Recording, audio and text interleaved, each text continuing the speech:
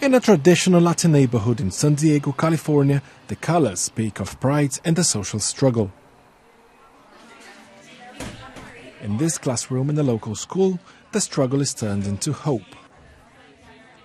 These young immigrants are finalizing what could be considered as the most important application of their lives. A program announced in June by President Barack Obama allows those who enter the country legally as children to stay and work without fear of deportation for at least 2 years. But for Alejandra, who came from Mexico when she was 9 years old, her own temporary legalization is only the first step in a much harder fight to change the immigration status of her parents and so many others who were not benefited by the decision. We have been dehumanized so much as people who migrate, as people who cross borders. You know, they've called us illegals, they've called us aliens, they've called us dirty, they've taken everything, you know, they've ripped our humanity out of us.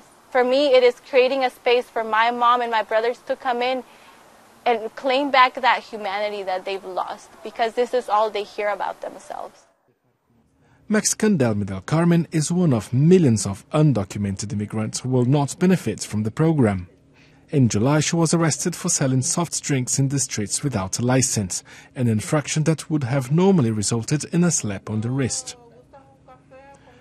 But since the local police are required to pass on her details to immigration authorities, she could end up having to leave the country she has called home for a decade.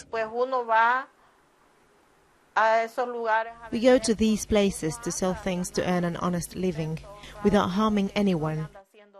But the authorities think what I did was very serious.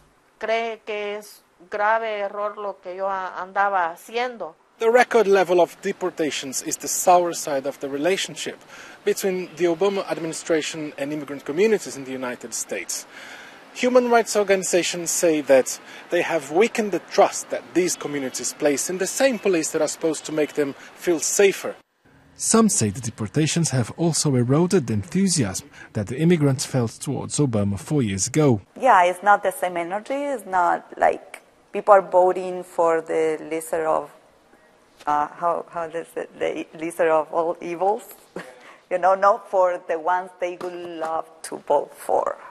With Hispanic voters being the fastest growing segment of the electorate in the United States, one would have thought immigration would be one of the hot topics of the campaign.